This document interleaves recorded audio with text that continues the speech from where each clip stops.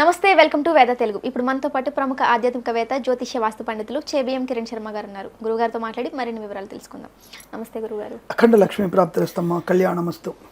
గురుగారు, ఈ డిసెంబర్ 19వ తేదీన అమావాస్య, ఆఖరి అమావాస్య, అంటే ఈ 2025కి మనకి ఆఖరి అమావాస్య. ఆ రోజు మనం ఏ పనులు చేయాలి, ఏ పనులు చేయకూడదు గురుగారు? అంటే ఒకటేంటంటే 25కి ఆఖరి అమావాస్య, దానికి ఆఖరి అమావాస్య ఉండదు. ఇది రెగ్యులర్గా యుగాంతం వరకు, కలియుగాంతం వరకు ఇది అమావాస్య జరుగుతూనే ఉంటాయి. సో కాబట్టి ఈ ఇయర్లో విన్నట్టుగా ఈ ఇయర్లో ఉన్నటువంటి ఆఖరి అమావాస్య ఏమైనా మనకి ఇబ్బందులు కలిగిస్తుందా, ఏమైనా దానివల్ల ప్రయోజనం ఉంటుందా, అసలు ఏ పనులు చేయొచ్చు అని అడుగుతున్నారు మీరు.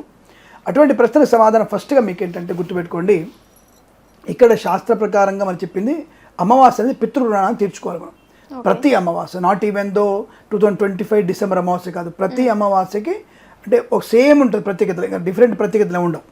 అంటే ఏకాదశి లాగా డిఫరెంట్ ప్రత్యేకతలు ఉన్నట్టుగా దీనికే ఉండదు. కాకపోతే ఏంటంటే అమావాస్య అనేది ప్రతి అమావాస్య కూడా పితృరుణాన్ని తీర్చుకునే ప్రయత్నం చేయాలి. ఫస్ట్ మనం చేసే ఈ జన్మ మనకి సార్థకత పొందాలంటే పితృరుణాన్ని తీర్చుకోవాలి. ఏం చేయాలి రుణం అంటే నూలు నీళ్ళు వదిలిపెట్టాలి. తల్లిదండ్రులు చనిపోయినటువంటి తల్లిదండ్రులకి నూలు నీళ్ళు వదిలిపెట్టాలి. అలాగే అన్నదానం చేయాలి. పితృరుణాన్ని తీర్చుకోవాలి, అన్నదానం చేయాలి.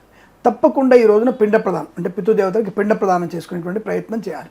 అలాగే ఈ అమావాస్య రోజున 3 రుణాలు ఉంటాయి. ఇందాక మా సోదరుడు ఒక విషయం చెప్తున్నాడు, అంటే బ్రాహ్మణుడికి 3 ఉంటాయి, అంటే మిగతా వాళ్ళకి కూడా 3 రుణాలు ఉంటాయి. అయితే బ్రాహ్మణుడు తప్పకుండా చేయాల్సిన ఏంటంటే దేవరుణం, ఋషి రుణం, పితృరుణం.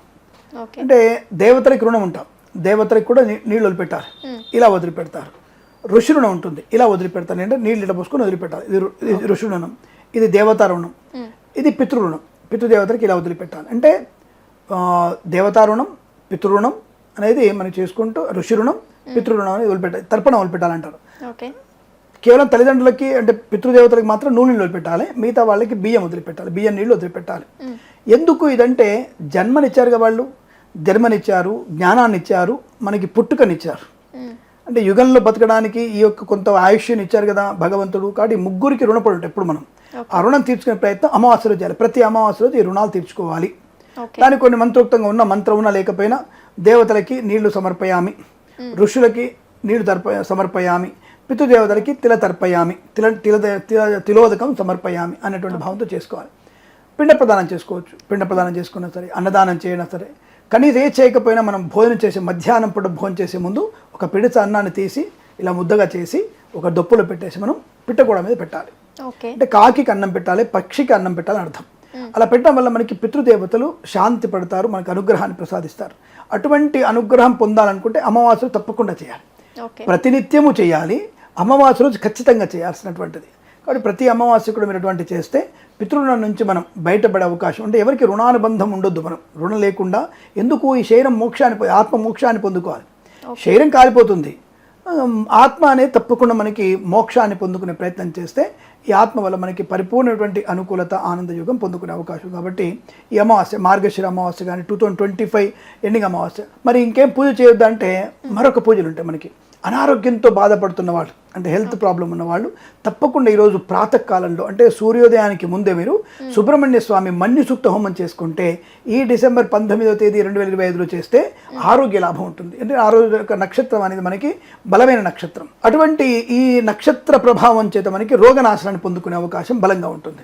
కాబట్టి ఆ రోజున మీరు తప్పనిసరిగా సుబ్రహ్మణ్య స్వామికి హోమం చేసిన వారికి మీకున్నటువంటి ఈ జడ సంబంధం ఏంటంటే, జడం అంటే గట్టి దృఢమైనవి అటువంటివి కానివ్వండి, లేదా చర్మ సంబంధమైనటువంటివి కానివ్వండి, నేత్ర సంబంధమైనటువంటి రోగాలన్నీ కూడా తొలగిపోయి సంపూర్ణ ఆరోగ్యాన్ని పొందుకునే అవకాశం ఉంటుంది.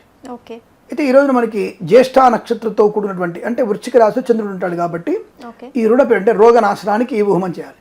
రుణపీడ పరిహారానికి, అప్పుల బాధల నుంచి విముక్తులడానికి ఈరోజు ప్రత్యేకమైన పూజ ఉంటుంది. సాయంత్రం పూట మీరు అంటే జ్యేష్ఠ నక్షత్రంలో సాయంత్రం పూట 10కి 9:30 ప్రాంతంలో లక్ష్మీ హోమం చేసుకుంటే, అంటే ఇవన్నీ కూడా నక్తముగా ఉండాలి. నక్తం అంటే ఉపవాసం, ఏం తినకుండా ఉండాలి. ఉండి మీరు సాయంత్రం పూట 9-9:30 మధ్యలో కనుక లక్ష్మీ సూక్త హోమం చేసుకుంటే ఇక్కడేమో రోగనాశనం, అక్కడ రుణపీడ పరిహారం. అంటే ఆర్థికమైనటువంటి అప్పుల బాధను విముక్తులవడానికి అవకాశం ఉంటుంది. అలాగే ఇంట్లో స్థిరమైన లక్ష్మిని పొందుకోవడానికి అవకాశం కనుక తప్పకుండా అక్కడ మీరు లక్ష్మీదేవి యొక్క అనుగ్రహానికి సాయంకాలం పూట మీరు లక్ష్మీ హోమాన్ని చేసుకుంటే, శ్రీసూక్త హోమాన్ని చేసుకుంటే చాలా మంచి ప్రయోజనాన్ని పొందుకునే అవకాశాలు ఉంటాయి. ఇక పనుల ఆటంకం ఆలస్యం అవుతూ ఉంటుంది, ప్రతి ఒక్క పని ఆలస్యం అవుతుంటుంది కనుక ఈ అమావాస్య రోజున తప్పకుండా మీరందరూ కూడా ఈ జ్యేష్ఠ నక్షత్ర ప్రదోష కాలంలో గణపతిని గరికతో పూజించిన ఈశ్వరుడికి అభిషేకం ప్రదోషకాలం అంటే 5 నుంచి 7 మధ్యలో ఈ సమయంలో ఈశ్వరాభిషేకం అలాగే గణపతికి అర్చన చేస్తే అద్భుతమైనటువంటి అనుకూలవంతమైన శుభయోగాలు ఉంటాయి. ఇది ఈ మాసములో ఈ యొక్క అమావాస్యకి ప్రత్యేకత ఉన్నటువంటి స్థితి కాబట్టి ఎవరైతే ఇవి చేస్తారో ఈ సంవత్సరంలో కాదంటే యాక్చువల్గా మనకి ఇంగ్లీష్ క్యాలెండర్ ప్రకారంగా ఆఖరి అమావాస్య అంటున్నారు 2025, కానీ తెలుగు పంచాంగ ప్రకారంగా వచ్చే మాఘమాసం వరకు మనకి అమావాస్యలు చాలా ఉంటాయి కాబట్టి, కానీ ఈ నక్షత్రంలో చేసుకునేటువంటి ఈ శుభయోగానికి తప్పకుండా మీకు అంటే ఈ శుభకార్యాలకి అద్భుతమైనటువంటి అనుకూలతని ఆనందాన్ని పొందుకొని ఐశ్వర్యము సుఖము సంతోషం పొందుకోవచ్చును. ఈ విషయాన్ని గమనించండి. ఎవరికైనా సరే దానం ప్రధానం, దానం ఇవ్వడం, పితృదేవత అనుగ్రహం పొందడం ప్రధానమైనవి, అంటే చాలా ప్రధానమైనటువంటివి రెండు. మిగతావి సెకండ్ ఆప్షన్, డబ్బు కానీ ఇతరత్ర అంతా కూడా సెకండ్ ఆప్షన్. కాబట్టి మీరు ఇలా తప్పకుండా పితృదేవత రుణాన్ని తీర్చుకోవడం, దేవతా రుణాన్ని తీర్చుకోవడం, ఇలా పూజలు చేసుకోవడం, హోమాలు చేసుకోవడం వల్ల అద్భుతమైనటువంటి అనుగ్రహాన్ని స్వామి దేవతల అలాగే అమ్మవార్లకు అనుగ్రహాన్ని పొందుకొని అష్టైశ్వర్య ప్రాప్తి పొందుకోవచ్చు. ఈ అమావాస్య రోజున చేయకూడని పనులు ఏంటి? ఫస్ట్ ఆఫ్ ఆల్ మనకి అప్పు ఇవ్వకూడదు. ఫస్ట్ ఆఫ్ ఆల్ అప్పు ఇవ్వకండి. బ్యాంకులో వాళ్ళు ఇస్తారు కదండి, ఇవ్వకూడదని చెప్తున్నాం మనం. ఇవ్వకండి, ఈరోజు ఇవ్వకండి. అంటే తీసుకున్న వాళ్ళు కట్టడానికి కష్టం అవుతుంది, అప్పు ఇవ్వడం కష్టం. కాబట్టి అప్పు ఇచ్చే ప్రయత్నం చేయకండి. అలాగే తప్పనిసరిగా దానము చెయ్యండి, దానము తీసుకోకండి. ఇదేంటి సార్ మళ్ళీ మీరు ఏదంటారు ఇదంటే, దానం ఎవరు తీసుకుంటారు? ఇక్కడ మనకి డబ్బున్నవాడు బాగా వచ్చేసి నేను బంగారం దానం ఇస్తా అంటాడు. బంగారం దానం తీసుకోకండి. బీదవాడికి అన్నదానం చేయండి. అన్నదానం బీదవాడు వాడు తినాలి కదా, వాడు తింటున్నవాడు పోతాడు కదా, వాళ్ళు తీసుకోండి. కానీ బలమైన వ్యక్తి, శక్తి ఉన్నవాడు ఎవరు కూడా దానాన్ని పట్టకండి. అంటే బంగారం దానము, ముఖ్యమైనటువంటి విలువైన వస్తువుల్ని దానంగా కానుకగా తీసుకోకండి. అది మంచిది కాదు, అది ప్రమాదాన్ని కలిగిస్తుంది. రెండవది బ్రహ్మచర్య దీక్ష తప్పకుండా ఉండాలి. అంటే ఈరోజు తప్పకుండా ఎవరైతే అంటే పశుపక్షాదులు కూడా అమావాస్య రోజున సంగమానికి ఉండవు, సంగమించవు. కానీ అటువంటి పనికి వాళ్ళ పని మానవుడే చేస్తాడు, దరిద్రపు. కాబట్టి మైథునం అనేది పనికిరాదు. మద్యపానం అనేది దేహనాశనాన్ని కలిగిస్తుంది. మద్యపానం ఎవడైతే చేస్తాడు ఇవాళ వాడు తప్పకుండా వాడి బాడీలో విషతుల్యం అవుతుంది తప్పనిసరిగా. అలాగే మాంసాహార భక్షణం అనేది మీకు లేనిపోని అనారోగ్యాన్ని, ఉదర సంబంధమైన గుల్మ రోగాల్ని కలిగిస్తుంది.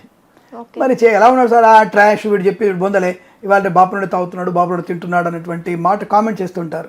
అది చేయకుండా ఉంటే మీ శరీరాన్ని గుర్తుపెట్టుకోండి, మీ శరీరం ఎలా ఉంటుందో, చేస్తే ఎలా ఉంటుందో తెలుసుకోండి. మీరే అనుభవంలో తెలిసిపోతుంది మీకు, నేను చెప్పేది ఏమక్కర్లేదు. కాబట్టి ఇటువంటి పనులు చేసే ప్రయత్నం చేయద్దు. రెండవది కట్టింగ్లు చేయించుకోకూడదు. అంటే క్షౌర కళ్యాణం, గోరు తీసుకోవడం, సాయంత్రం పూట గోర్లు కొరకడం, మధ్యాహ్నం పూట మిట్ట మధ్యాహ్నం ఇంట్లో బయట కూర్చుని ఎండకి షేర్ ఆరబెట్టుకుంటారు.